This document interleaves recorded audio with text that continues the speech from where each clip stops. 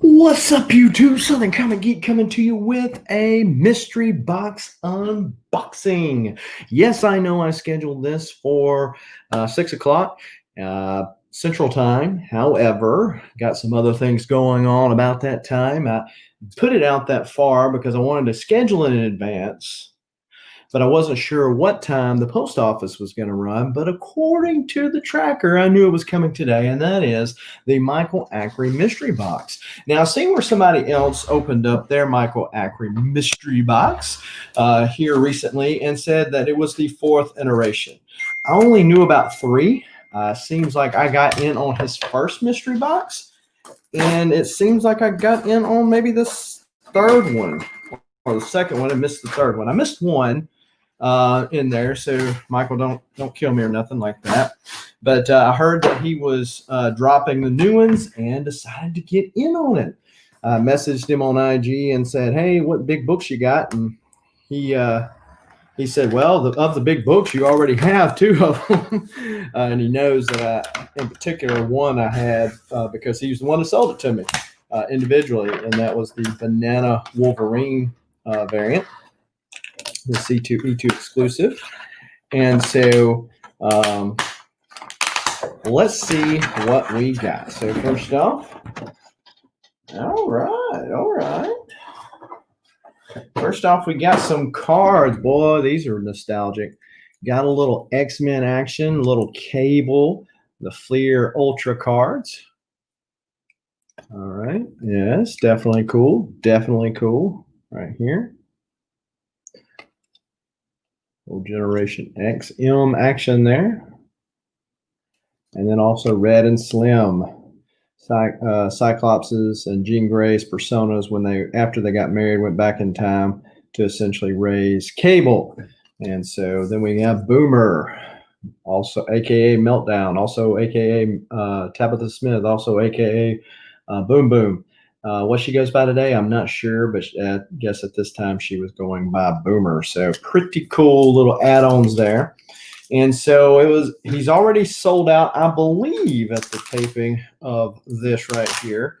If not, he only has one or two. So certainly feel free to hit him up on the IG if you're fortunate enough to get in on the action this go around. Hidden Jim, what's going on? K Titus, man, you are blowing up over there, man. Almost at 500 subs. You're killing it. I don't know when you sleep because you're either dropping in other people's shows or doing your own. So when you sleep is anybody's guess. So I hope I'm not going back down a rabbit hole of getting a whole bunch of mystery boxes, Comic Tom, because I kind of swore off mystery boxes there for a little bit because I was getting on just a lot of what I felt to be garbage. It's largely subjective, I understand. But there's largely what I was feeling was garbage. And so got Spider-Man Booth, that done away with. I done away with Comic Tom, but then he wrote me back in with the exclusives that he's been having as of late. So those have been pretty cool. And so, but with community members boxes, what I found is because they're really not doing it to earn a living. I mean, they might do it to make some money, and that's perfectly okay. But they're not doing it to earn a living. So therefore their markup's not as high. They know what we're looking for. They're just more prone to give you a better variety. You don't have like the super chaser books like you do with the Spider-Man Booth box, but that's okay with me. That's okay with me. Beta Ray GM, what's going on, man? Doing all right, hopefully. And so I got a little note that says open on this side. So that's what I'm going to do. Open on this side. And let's see what we got. So 65 or 68 bucks for 1, 2, 3, 4, 5, 6, 7, 8, 9, 10, 11, and 12. 12 books. So here we go. First book is going to be, you notice that some people will turn it to you to see you first. Me, I like to know what I'm getting. I'm the one that paid for it. I like to see it first. So, Perry, hola. We got Cyclops number 12, Never got in on this series, although I'm an X-Men fan. I did not like the young X-Men coming back. However, this looks to be a really cool Phoenix cover. So I'm not sure who done that cover there, but it looks really cool. Usually Michael will put notes on the back too, like if it's a certain level book that we need to know about, you might be aware. He'll put notes on the back of it too. So the second one is Batman 37. Now this is a really cool cover, and for me would be a really big plus if I didn't already have it. I do already have it, and mine I got signed by Greg Capullo last year, so makes it even cooler. But this is definitely a cool book. Then we've got Captain America number 43, a little split screen, Bucky, Captain America. This is probably about the time that Bucky was being Captain America, so hence the deal there. But yeah, don't know anything outside of that about that particular comic. Then we've got Incredible Hulk 387 newsstand. And so this was in 91, so newsstands were becoming, and I used to have this book, and I probably bought it straight off the newsstand. But yeah, so Sabra right here, who is an Israeli superhero. I believe she's a mutant, if I'm not mistaken. So there is that. Then we've got Protectors number 1. And it says the menace of Mr. Monday. Haven't we all faced Mr. Monday, right? We faced Mr. Monday because we're like, oh man. But as soon as I saw that, I started thinking about Cyndi Lauper's song, Just Another Manic Monday. Okay. So the fact that I had to think of a Cyndi Lauper song is probably a negative for this mystery box. Just joking. What's going on, Adrian Panda? Man, dude, I got a notification that you dropped a premiere on some books that you just got back from Eric, the comic book presser. And so I bebopped over there probably about 5 minutes later, and lo and behold, man, you already had 80-something views, dude. You're killing it. Look like some good books. Hopefully you'll get some good solid grades after submitting to CGC. I got my TMNT 1 at CGC right now. So we're crossing our fingers, and Eric, of course, took care of me and did a jam-up job on the pressing services there. Sith Lordley, what's going on? How are you doing? Just opening up a mystery box. I don't know if anybody, if you have, be sure to drop it in the chat if you've opened up a Michael Acri mystery box. I know that he's putting these into the playlist and over on his channel. So I hadn't had a chance to check those out. We've got Hawkman number 1. Hawkman number 1, little 90 spoil there. All right. Then we've got Team America number 11. This is a Ghost Rider appearance. Probably nothing spectacular outside of that particular deal. The fact that Ghost Rider's in there. I have a lot of these Team Americas. I have them in the box to sell. It's just one of those 80s deal where they used to have comics for everything in the good old days, right? But yeah, so Ghost Rider showed up to try to sell some extra comics. Don't know anything else about that. Then we've got Mad Balls number 10. How many of you are old enough? I know Perry's not, but yeah, how many of y'all remember Mad Balls?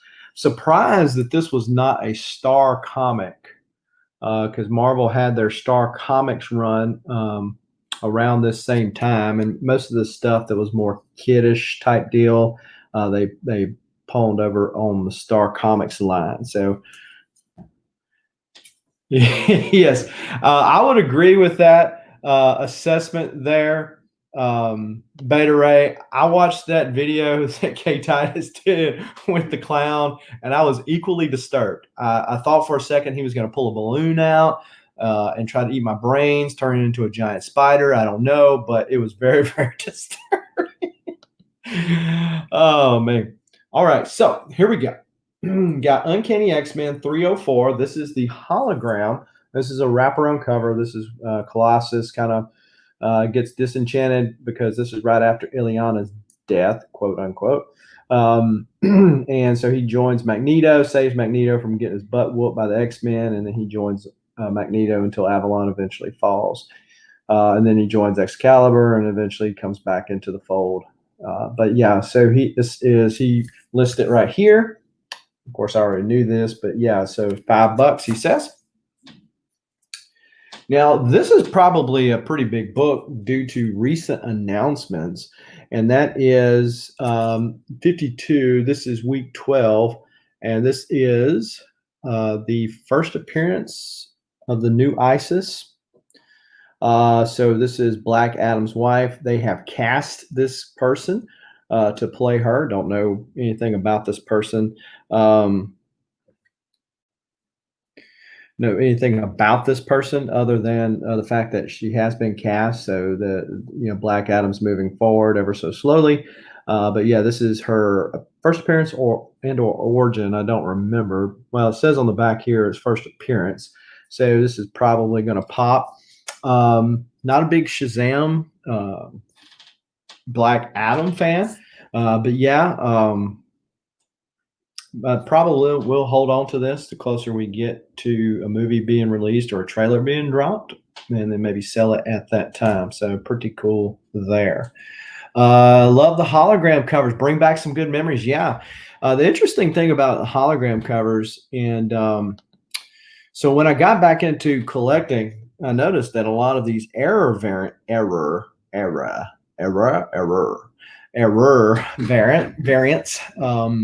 They were bringing in some money, and back, at least when I was collecting before and growing up, I didn't want like a Spider-Man 2099 that was white. I didn't want a hologram that didn't, show the hologram. And so, but now that's a big thing, right? If you've got the blue hologram covers, those are more valuable. Who knew? I guess people finding little niches in the market that are created because people like myself were not even interested in that stuff. And so we threw it away. The shops got them in. They said, "This is stupid. This is stupid. It was messed up." What's going on, Magic Lasso? How are you doing today?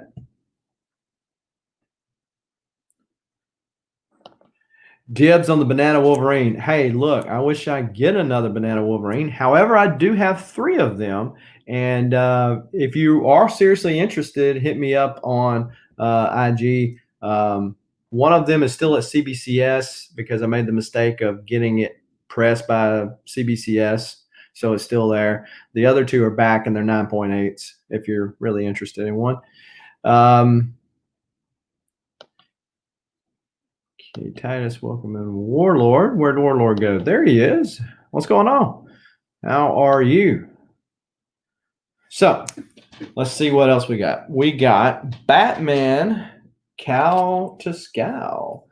So this is DC was doing a lot of these movie homage covers at this time. And this is one of those books, like I mentioned earlier, with, I guess, the Batman 37 or the Uncanny X-Men 304 that definitely I would like to have in my collection if I didn't already have it. Unfortunately, I do already have this one, but it's a really cool cover. And so this is the Joker homage in the mask. And DC did a lot of these. They got a Matrix one. They've got a Fugitive one. They've got a whole bunch of them. And I do have a lot of them. Aquaman is Free Willy. Go figure, right? But yeah, so definitely a cool one to have. And he's got it listed back here, 10 to 15 bucks. It's funny because when I have these. We don't have anybody. Oh, okay. Well, hold on a second. Oh, I got somebody else. So I had another tab open. I'm like, who's talking? So, yeah, K Titus does. He keeps it lively. He does keep it lively.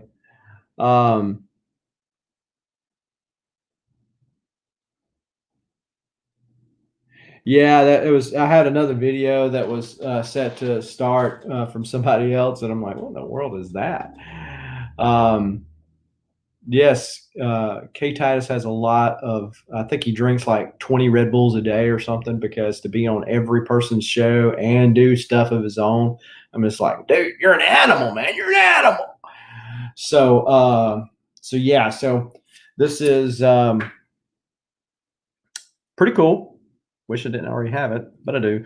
And it's funny when books like this come out because then I'm like, man, I know somebody was saying they wish they had this book, but I never can remember who it is when that comes about, and I end up with the double of it. So there you go. All right, and so the next bigger book is going to be G.I. Joe 218. This is the New York Comic Con exclusive, the Baroness cover, Art Germ cover. He's got it listed back here for $35. I think a 9.8 of this, which with them corners dented like that, that's not going to be a 9.8. Well, anyway, 9.8 of this goes for like a little over 100, I think, if you go to Go Collect and look at that. So, really cool cover. Again, one I would be okay with if I didn't already have it. Yes, it is a gorgeous cover. I got mine, and he probably got his too, out of the Comic Vantage boxes.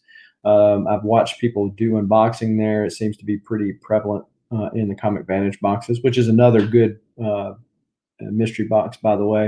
I've only got a couple of them for whatever reason. I think every time I think about it, they're sold out. But yeah, so this is a cool cover. So let's give this box a grade, a Southern Comic Geek grade. That's all the books. No, not all of them. It just, I guess everybody knows it's got the same taste. So let's see here. We can put this here. Okay.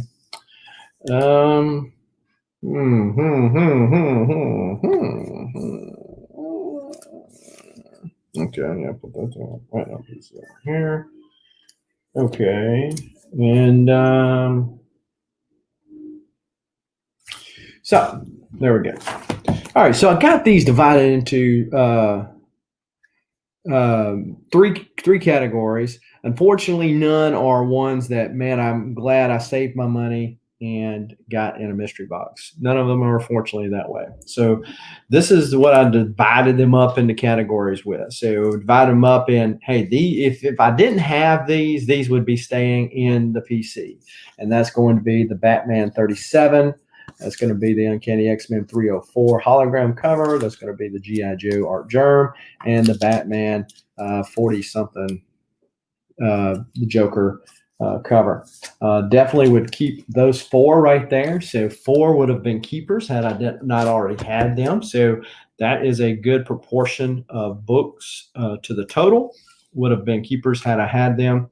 And then I've got a category of stuff that I don't mind having. I probably would not have bought it, but since I got it in a mystery box, probably will keep it, at least for now. That's this cool Phoenix cover from Cyclops number 12. The Team America number 11 with the Johnny Blaze Ghost Rider appearance from the 80s.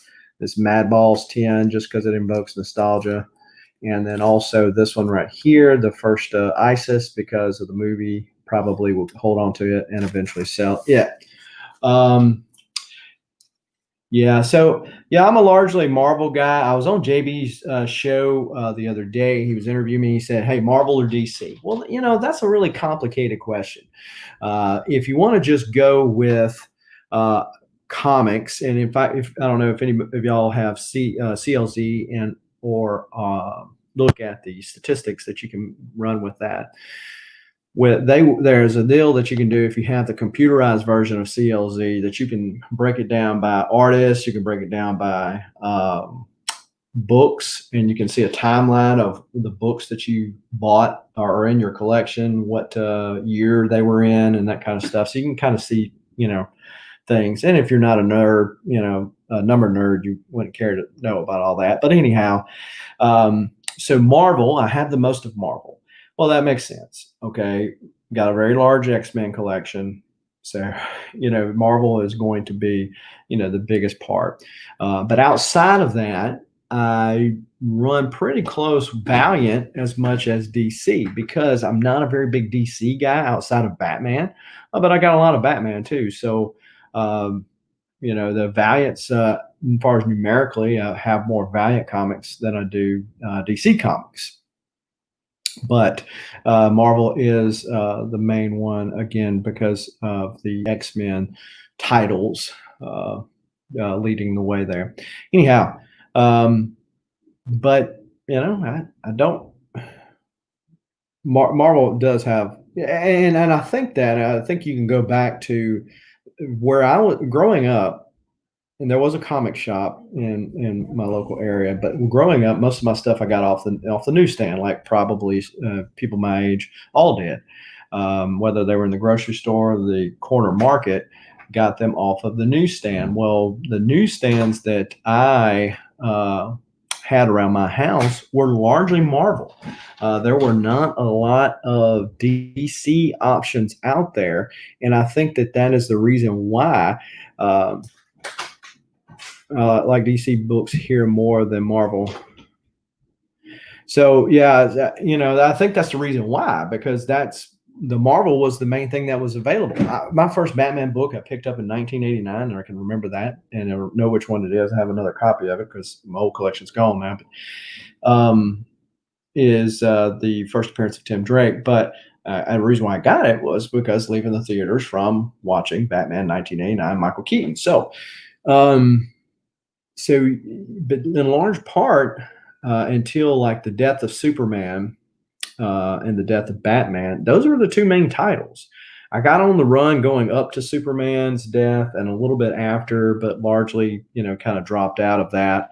And then was kind of hit and miss with Batman as a young person, and then but mainly stuck with the Marvel titles. And if you think about timelines, 92, when X-Men animated series came out, Spider-Man animated series, and the channels that had the Legion of Superheroes or Super Friends, I'll get it out in a minute. Super Friends, I didn't have those here in Mississippi. Super Friends didn't play. It was funny because when I went to Dallas, where my great grandparents lived, I could watch Super Friends, but that was few and far between. So and then what happened in the 90s too? Batman the animated series. So again, it makes sense that the Batman be the DC and then the X-Men with Marvel, because that's just what was available at that time. And so now, as we get older and we go back to our childhood and those things that kick that nostalgia nerve with us, we go to those things. And so that's the reason why. And I've talked to other people like Flashpoint Comics. He's a big DC guy. Of course, his grandpa owned a comic shop. And but yeah, so his grandpa was older. And so his grandpa was into DC and that type of thing. And that's why he is. So yeah, it's whatever you're introduced into. Samuel David, hello. Because I think that all of them have good characters. And it's really your personality, what really speaks to you, your situation in life. All these things are, feed into what you pick up on. So it was good. Don't mind having. Wish I hadn't already bought, because I would certainly keep. And then I've got 4 that I was like, yeah, okay, whatever. Hawkman #1, Protectors #1. Hulk 387, and I kind of wondered if I should put this in I probably would keep it. Yeah, it's kind of torn on that one. And then Captain America 43, couldn't care less. So overall, a good mystery box. I give it a solid B-. And the reason why I give it a B- is because I didn't get lucky. Okay, so really you can't hold that against Michael. He can't, he had already boxed up all the comics. His kid picks them out. Maybe I can blame his kid, no. But yeah, so you can't really hold it against the person that picked the mystery box. That's what you sign up for. And thanks, Sith Lordly. The Sith Lordly. Thank you. But yeah, so you can't really hold that against the person that picked the mystery box. And somebody else that doesn't have the same stuff, doesn't have the same taste. They might say, man, this is an awesome mystery box. I didn't have none of it. I would certainly rank it better if you're not talking about my personal opinion, you're talking about more about, well, my personal opinion about my personal collection. If you're talking instead about my personal opinion regarding other mystery boxes, it's definitely an A, because more stuff that I like. I mean, the fact that, okay, 5 of the bigger books in here would have been stuff that I would have loved to have had in my collection had I didn't already have them. So you don't really get that with bigger mystery boxes. You get a whole bunch of variants, which I'm okay with if they're the right ones. But in large part, there are a whole bunch of variants that they couldn't sell anywhere else. And so that's why they dumped them in your mystery box and they put overpriced price tags on them. And so, but it's all in what you are going after. With Spider-Man Booth, if you love variants or if you want to buy a raffle ticket, that's exactly what you're going to do there, because you're chasing that huge book. Nobody that buys the raffle ticket, a lottery ticket, buys it hoping to win the $200 prize. They hope to win the big one, right? If they win the $200 prize, great, whatever, but they're really focusing on the big one. You know, it's either nothing or a whole bunch of something. With me in mystery boxes, I'm okay not having this super Hulk 181 prize up here. I'm okay with having a much more medium prize and then having a lot of good stuff in between that. And that's just me. I don't like because then now I've got to turn around and try to sell these, because in large part I don't keep a lot of doubles. So, you know, yeah, it's just me. It's just me, you know. Hey. And so since I got you here, why don't I show you some more books? Okay. Well, that's what I think about Michael's box. Overall, good box. So check him out on IG if you haven't already got one. And if he has any left, last time I saw, I think he had 1 or 2 left. So not very many left at all. And the reason why you can do that is because of good marketing, obviously. But the other reason you can do that is because you get a reputation in the community of giving out good mystery boxes. Because you start getting a reputation of giving out crap mystery boxes, you start losing your ability to sell them. You know, that's economics 101, right? So I did get some Walmart packs last night. Didn't really get a whole bunch of big goodies, but stuff that I keep just because it was in there already instead of just trying to sell it. X-Men Red #2, the second print. I'm assuming that's Bishop there, and of course that's Jean Grey. And then Captain Marvel #125. It's the lenticular Hulk 1 homage. It lenticulates. Not a Carol Danvers Captain Marvel fan. I'm okay with the rest of them, but not a Carol Danvers in this iteration of her these days. Didn't mind her back in the day when she was Warbird and Binary and Miss Marvel, but when they changed her name to Captain Marvel, she took on a totally different persona, but that's another subject for another day. So one I was going to keep. Got these in from Shelby Comics. Shelby oftentimes sells on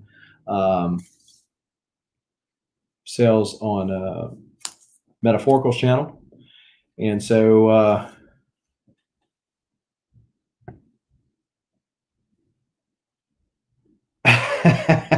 how will you unload your crappy books in mystery boxes? Have one round where they're really dirt cheap, and then hope for the best, because outside of that, once people find out, be in trouble. And to be fair, my wife told me, because I got several boxes and I routinely go on people's channels and sell books and whatever like that. But my wife told me, said, well, you got enough. Why don't you just do a mystery box? I said, no, I'm not that guy. I'm just not that guy, because, the thing about it is, you do mystery boxes. You have people like me that are very picky, going out there, people wanting that, Hulk 181, they don't get it and they get miffed. I just said, well, no, we're not going to do that. Plus, my comics and my PC are generally like children. It's like, which one do you give up? Which one do you give up? I know they're too big. I know it's time to kick them out of the house, but what do you do?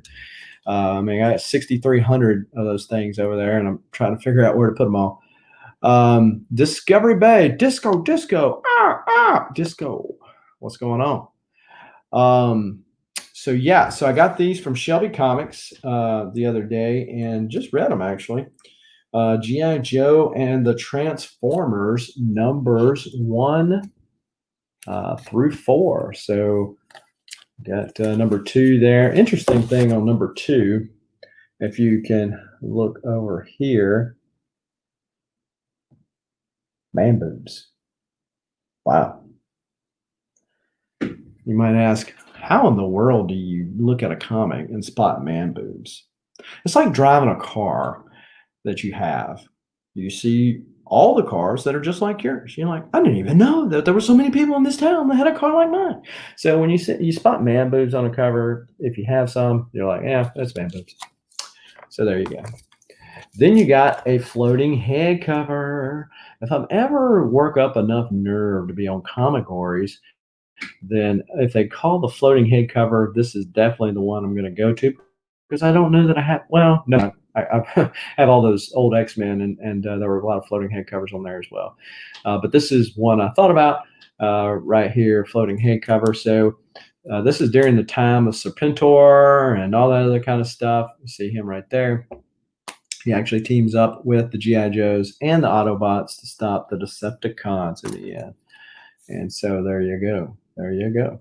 And so Herb Trimpe did the artwork, most well known, I think, for his work on Hulk 181. And so he did the artwork on this. And that's the fun thing about these late 80s books. You know, Marvel was, spitting out so much stuff that a lot of these artists were just doing whatever they could to fill in the gaps there. And so I wouldn't really equate, him with this as much as you would Hulk 181. So but it was a pretty good story actually. And in the end, not to spoil it for you, spoiler warning for a 33-year-old book, but so not to but the guy, this girl and Duke about to make out, and he's loving her supposedly, and then she is really part of Cobra, and so the Baroness assassinates her at the end of the story. And so Duke has to, go visit her grave and all that kind of stuff. I'm like, what? This was kind of morbid for kids. What's going on? Yeah. And I'm sure she actually stayed dead. That's the amazing thing too. So why don't I open this, since I already have it right here. And that is from Daymares. So Daymares was selling some stuff on Kavi's Comic Book NYC's channel the other day, and I hopped in on the last minute, and I said, "Man, where's all your Valiant stuff?" And it was kind of tongue in cheek. It was kind of tongue in cheek, but he said he laughed because he knows that I'm a big Valiant fan, and Daymares knows I'm a big Valiant fan, so he said, "Well, hey, he said, what are you looking for?" And he's got a big Valiant collection too. And when you got 8 long boxes, that's what I got. Daymares has a lot more artwork and original art and stuff like that with the Valiant characters than I do.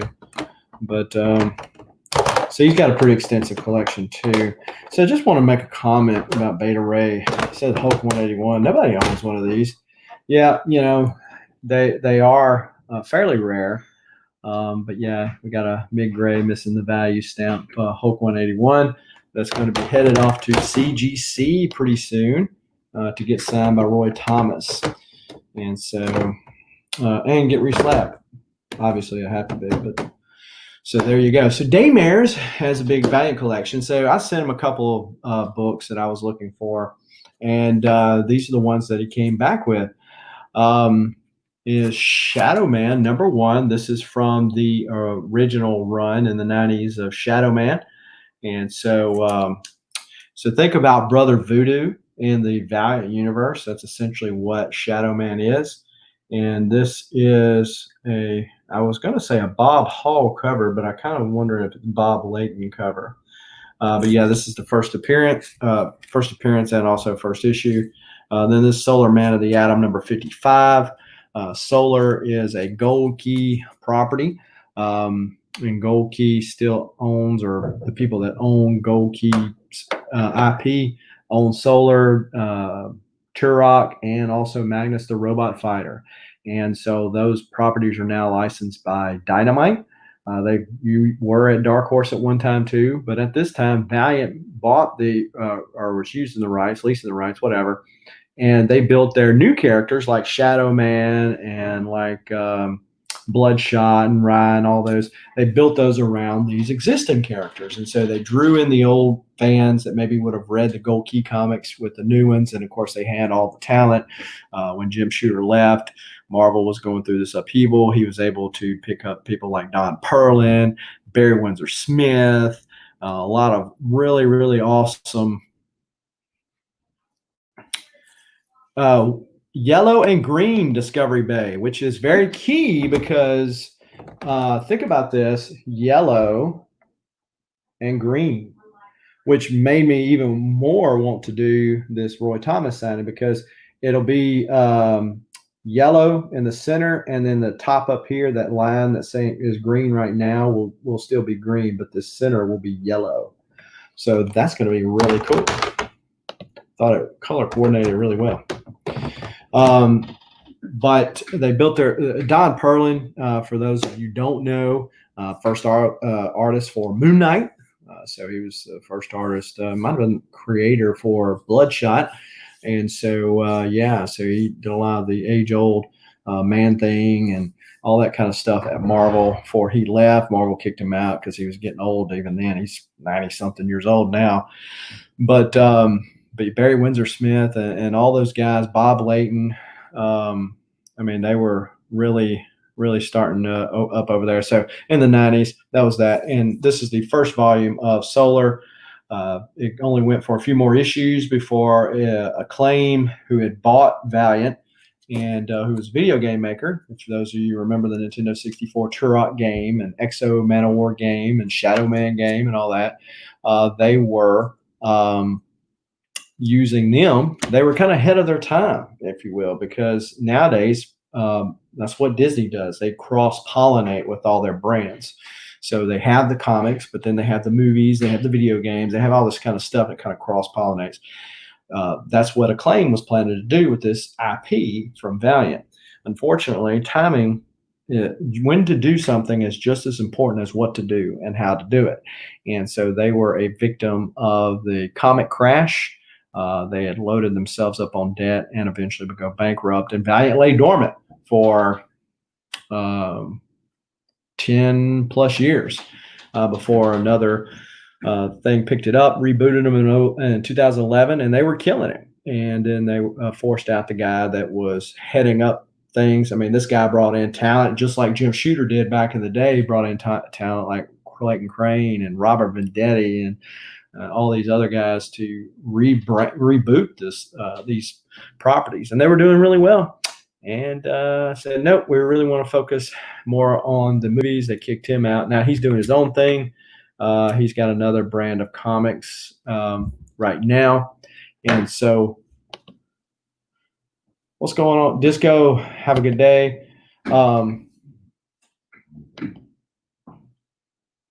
In 2011. So it was actually in 2000. This is 20. It seems like it was in 2017, maybe 18. They didn't like the Chinese company that owns them was more interested in directing the flow of Sony's Bloodshot movie that was in production at that time. And so they were wanting to have more say-so in it. And so there was some creative differences, as they say. And so he left at that time. The people that they have now at Valiant Comics, unfortunately, are dipsticks. Largely want to, say their thing. And for whatever reason, the Chinese company, I guess they got money to burn. The Chinese company is like, hey, I don't really worry about that. The comics, really, all I'm worried about is the movie IP. And so Paramount owns the property of Harbinger now. Of course, Sony released the Bloodshot movie at the, talking about timing, worst timing possible. And so it was largely panned. And so now the guy looks like a genius, but he's not, he went and started his own thing. So he's not really so much worried about going back to Valiant, I don't guess. But Heather Antos, all they're worried about is, staking their claim and saying, oh, well, we got this and we got that, And I was on board with Harbinger 1 coming out. I do still read Ryan. I still do read Bloodshot, XO eventually when it comes back out. The first one was kind of meh. That was released right before Corona hit. So it was only the first issue. I won't deadpan it just yet. But with Harbinger, so I was listening to an interview, sounding good, and, all this kind of stuff. And then now they're talking about, yeah, well, Peter's going to kind of learn about his white privilege. What? His white privilege? And they're like, we're going to have diversity in Harbinger. You've always had diversity in Harbinger.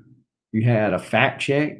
You had Peter, you had a non-Harbinger member, it's like you always had diversity. Back in the 90s, you had a black member, an Indian member. I mean, you had all these different things, but whatever. You just won't get my dollars there, Valiant. So Rise pretty good. Bloodshot's kind of okay, and the jury's out on XO so far. I got the first issue of XO. What I didn't like with the XO Man of War, so the original volume, I got all those, and those were fine up until Acclaim's series, volume 2s of any of their series, so Solar, Magnus, Turok, all those that they had a very short run, mostly like 18, 19 issues, and then they canned it, and that's when Acclaim went under. But most of those issues are very wonky. And so like Ninjak, totally off base. The armor on XO looks totally different. And then, like I said, with Ninjak, the guy says the name Ninjak, kind of like Beetlejuice or whatever, and he changes into Ninjak. It's something totally different from the deal. Anyways, so I've got, that's volume 2. So volume 3, Robert Venditti, that's when they rebooted XO. They dropped the whole ring deal that he had to have before, and he was just kind of connected with the thing.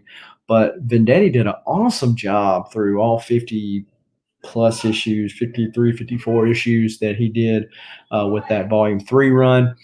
And then Matt Kent picked up with volume 4, and it started out good. I've read the first 11 issues, and so I've been filling up that volume 4 deal since I've restarted my collection. But and he brought the ring back, but he's on this alien planet, which is fine. They set it off in the future, and that's fine too.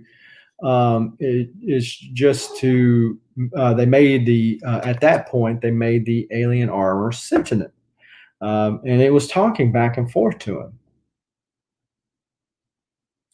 So now it's just AI. Now it's just like Iron Man's suit. I don't know why you have to have the alien armor be sentient like that. Why? I mean, you never had it sentient before, and it worked just fine. So it's like, the whole deal with the ring made it kind of because if you ever read the first volume of XO, you know that there were times where he lost the ring and somebody else picked up the armor for a little bit, or there were times where people didn't know that the ring was what was making him be able to control that. So there was that kind of dynamic that if you lose the ring, you're going to be in big trouble. So you better always wear it, that type of thing that you didn't have in the Venditti run, which was fine, whatever. But it was just kind of weird that you have to make these armor sentient just like Iron Man. I have always said that XO Man of War is kind of like Conan the Barbarian in Iron Man armor. And that's pretty much what it is. And it's fun. I like Conan. I don't like Iron Man, but I like XO. So there you go. So we'll see. Dennis Hopeless Hallam, I think that's how you say his last name. He's the one that is writing the EXO series, and so we will see. Valiant was one of those comic creators that said pencils down and went on about their business, and they didn't really have that many titles at that point when the shutdown all happened. Um, so, um, what's going on, two brothers? Don't know if this is Dustin or Nick, but either case, hello. Beta said, wait a minute, don't like Iron Man. So look, Beta, you got me. I think that Beta Ray Bill is the best Thor. Do I have you back? Do I have you back? Come on, come on. No, I'm not a big Iron Man fan. Um, just never been. Um, It's just one of those characters that just never really appealed to me. Uh, he says yes. Definitely like that. And but yeah, it's just whatever for Iron Man just never really spoke to me. Especially these last few runs. Now, don't mean just because I don't like it doesn't mean I don't read it. These last few runs where they made all of a sudden Tony Stark was adopted and his mom was a spy and his dad was a Hydra agent and then he died at Civil War II and then he rebooted his consciousness into something else. It's like, why? Why do we have to do this? I think that the Marvel movies proved that you can have a true to form Tony Stark, who has his deals, has his character flaws, but by and large wants to do the right thing and uses his money to do it. He's like Batman with a suit of armor. So, I think in large part, you can do that. I mean, they proved it. So why all of a sudden veer with this way off the wall stuff when Tony looks just like his adopted father? That just didn't make any sense. Yeah. It's funny you should mention that. So it just seems to me there's a lot of characters, and the characters that I'm not into, I'm into kind of their offshoots. So if I had to pick Tony Stark Iron Man um, versus Rhodey, I would pick Rhodey. If I had to pick Thor, I would pick Beta Ray Bill over Thor. He's an iteration of the character. If I had to pick Peter Parker Spectacular Spider-Man, wait for this. No, not Miles Morales. I would pick Spider-Man 2099. So it's just funny that the characters that I don't like, I'm okay with their offshoots, if you will. Now, the characters I do like, I hate their offshoots. Except for maybe X-23. Yeah, that might be an exception. But like Totally Awesome Hulk. No. I don't like it. And I'm okay with Miss Marvel, Kamala Khan, Miss Marvel, but that's because I don't like Carol Danvers. So, I'm okay with that one. Or I'm okay with Photon or Proton. That's horrible. I don't remember her name. Because she's had several, but the Captain Marvel from in the day, the Monica Rambeau. So I like her better than I do Carol Danvers. Probably just the way that the people are currently writing her, but so. Yes, that was definitely the better, minus the Avengers weird deal where her own son impregnated her, kind of a weird deal. Yeah, so um, it's kind of weird. But yeah, Warbird was a good iteration of her. Binary was okay, but Carol was they retconned her origin a little bit. That was okay. But Carol was always the character that was like hey, I'm not really sure myself. Typical superhero, right? She's not really sure of herself. She's got a lot of power. She's still not quite sure of herself. She's not really that up out in the front leader, but she's a really solid second, and that was the character that she always was. I think that was the character that Chris Claremont basically made her to be. But, why all of a sudden does she have to be out in the front? Why are we forcing this? So like with Civil War II and all this other kind of stuff, where she's just like all of a sudden she can whoop anybody's rear end. What is this? I mean, all of a sudden she became the super tomboy feminist that just to me never seemed in character for her. They have been writing these characters for years. I don't mind them making drastic changes to keep things interesting. Yeah, I mean, uh, changes are one thing. Yeah, changes are one thing. Character deviations are a totally different thing. So if you have give you a good example of this, Captain America. Captain America is supposed to be the epitome of what a superhero is supposed to be, right? I don't necessarily. I still read it. Not unless I don't collect it. I have a few Captain America keys, but that's about it. But he's supposed to be, the Sentinel of Liberty. And when you create him to be a Hydra agent, I just hated the whole concept of it. I mean, because it's like the antithesis of what he is. And I know that's the point that we're trying to make. He's the antithesis of what he was. But, you know, what? You know, why don't just didn't make any sense to me. But hey, each their own. Some people like certain things, other people like others. Yeah, Mike is way better than what we have now. Yeah, I'd agree. And that's one key that I'm missing out on. The Amazing Spider-Man annual. That's her first appearance. I've been meaning to pick it up, and I keep slipping, and I'm going to probably pay more than I should now for it.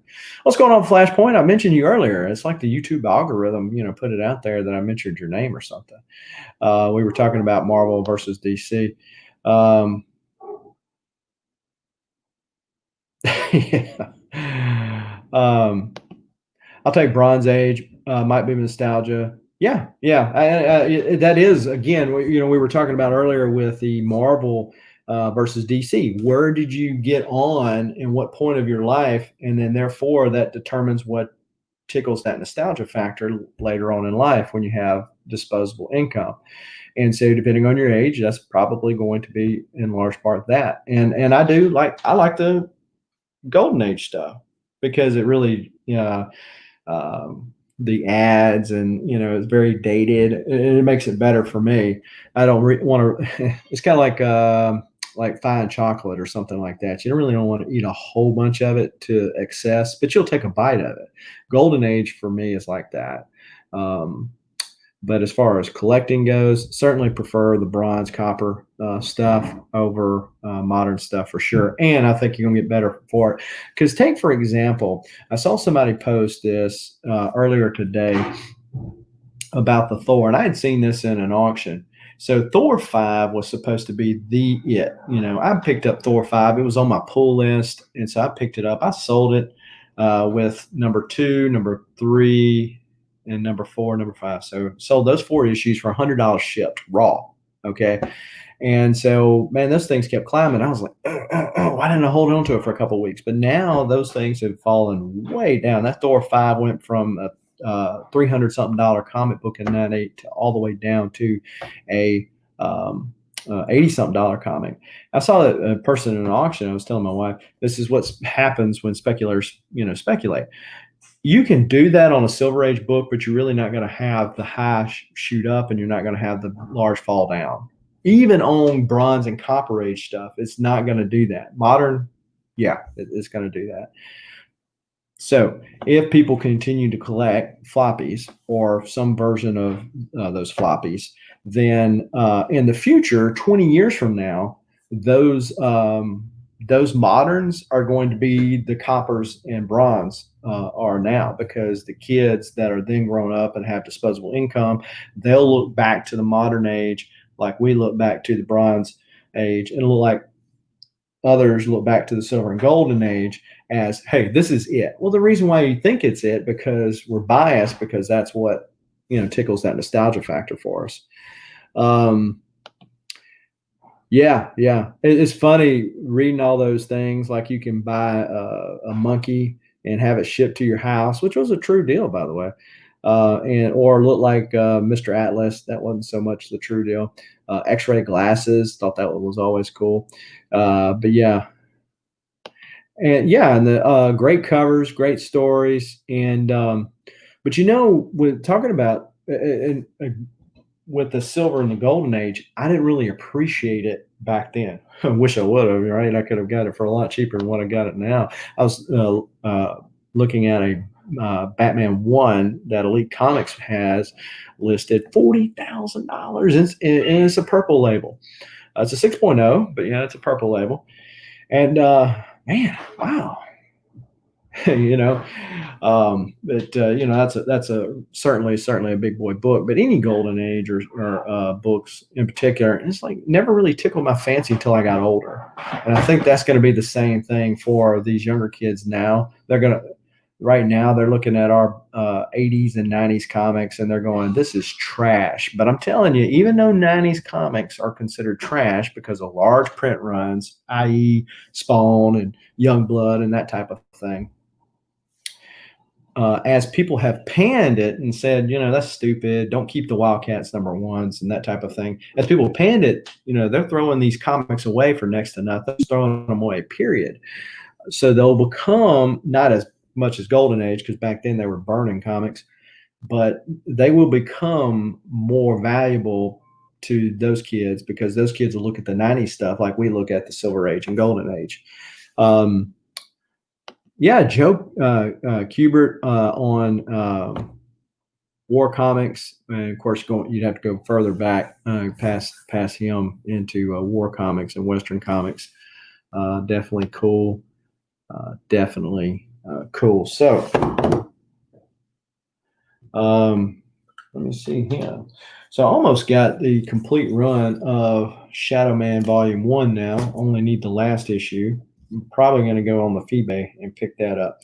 But shout out to Daymairs for, I told him, I said, well, tell me what I owe you, and this one's not really it's one of those books you don't find out there in the wild, but it's a later Solar Man of the Atom. It's not a, expensive book or anything, but this one can be, and this one's in pretty good shape, and so it's got some color rub. I don't know if there's color rub or part of the cover there, but anyhow, it's a pretty decent book, and basically what I paid for him, it covered the shipping cost. I was like, man, are you sure? He said, yeah. So shout out to him for doing that for me. He probably had 100 of them in his collection. Only Golden Age comic I own are Classics Illustrated, The Red Badge of Courage. Oh, cool. Yeah, so Golden Age, I got Batman #8 and #13 and #60. So they're the only Batman, or the only Golden Age I have are Batman, all 3 Batman. I have, a bunch of Silver Age, but only the 3 Golden Age. Did you already open the mystery box, and how was it? Yes, I did open the mystery box, and it was pretty good, all things considered. Unfortunately, I had a lot of the books already in there, but that doesn't make it. It makes it bad to me, but not bad for the consumer, right? If that makes sense. I mean, because these would have been ones I've been like, hey, I'm glad I got these, but I already had them. And then I got some other ones. Of course, here's a little speckety speck right here. First appearance of Isis. And, only got, let's see, 1, 2, 3 or 4 comics that I'm like, okay, dollar bin finds. So, which were these right here. But even these Malibu, I don't know if anybody collects any Malibu stuff, but Malibu is one of those deals I think are hidden gems sometimes. In particular, the Rune, Rune. I'm spelling it out because you might not can get it from my southern drawl there. But yeah, so the Rune is drawn by Barry Windsor Smith, which I'm a fan. So I've got all of those from that era of Malibu. So we're talking about Golden Age comics, and Flashpoint says, "I got my entire Golden Age Flash run." Yes, yes, you do. That is quite the deal there. I hope that I don't know if you have them all at your house or at a safe deposit box or a storage unit, whatever. Wherever you have them, I hope that they are adequately insured because you got a gold mine, no pun intended. You got a gold mine there, and you certainly don't want to. Um, have a situation like you had not too long ago. Sorry, worked a bit late last night. No problem, man. No problem whatsoever. Safe deposit box. Okay, so the bank's got them insured, I'm assuming then. Never used a safe deposit box, so I'm assuming that they are. Let's see. I'm sending them all to CGC and have comic insurance. Hey, there you go. Hey, there you go. I have got to. I'm going to take out a separate policy for mine. So the almost 6,400. Well, if you count the comics that I've got for sale, it's over 6,400. But yeah, so that are in my PC. Some slab, mostly raw. But yeah, there's a lot of monies over there. Not only what I paid for them, but what their value is, on the market. So I've got to upgrade my policy, and so that's bad coming from an insurance man that have not upgraded my policy in order to adequately ensure that I would not be crying like a baby. So I was on somebody's show the other day, and we were talking about books, and they said, well, if you only had time to grab 5 books, what would you grab? I mean, good grief, that's kind of hard to do. It's like I said earlier, what do you do with your kids, right? Which one do you save? Which one do you leave? Whatever. Well, my comics are in front of a very large window. So my goal would be to break that window out and just start pushing out comic book boxes. So that and tell my wife to get on the other side, catch the boxes as I'm pushing them out, because I got to save them all. Just signed up with collectibles insurance for my books and sport cards. Wasn't too painful, but better. Yes. That's the way that I'm going to go to. And I was on, I seen it maybe advertised on IG maybe. And I put in my information and I got a quote from them. And they kept reminding me, hey, you need to do this, you need to do this. And I just failed to follow up with them. But it wasn't, which I've got more stuff by now, but it wasn't terribly expensive either. It was like $300 a year. And I think you're right when it comes to filing on that, because you're filing on a typical homeowner's insurance policy for collectibles, unless you have it specifically in your policy for that large of a collectible, you're not going to get your money back out of it. Because they're just going to say, well, these are like furs or diamonds and stuff like that. You have to put a deal in your policy specifically for that. Otherwise, it's going to have a very minimum cap, and you're going to be in trouble if something like that was to happen. Hopefully it never does, but that's one of the deals. And if you got a lot of books or sports cards even, definitely want to do that. But guys, I've already ran long. We're talking about all this other stuff. Do appreciate Michael Acri. Like I said, hit him up if you have not. Hey, yeah. So DM me that on IG. I appreciate that. But yeah, so good box overall. Gave it a pretty high grade. Don't know if he's still got any left, but if you're interested in things like what you just saw, then certainly hit him up. And be sure to smash that like button as we exit out of here, and hit the subscribe button and the bell notification, so that when things like this drop ever so randomly, or then I change the times for things like this, that you'll be one of the first people to know. I'm dangerously close to 500 subscribers, and we will be doing a 500 subscriber giveaway show at that time, and it will be a live deal, so you'll have to be there to win, but we'll be giving away some stuff. And then also, I've already said that we're giving away a New Mutants 98 9.4 CGC slab and a Deadpool pop to go along with it for the 600 subscriber giveaway deal. And so the sooner we get to 500, and at the 500 subscriber show, I will be releasing the details on that. But one of the things that you'll have to be is a subscriber to the channel. So if you have not already done so, go ahead and get that out of the way. Glad you called the last show. Just my speed, and we got to get on guest on Spantex. Okay, cool.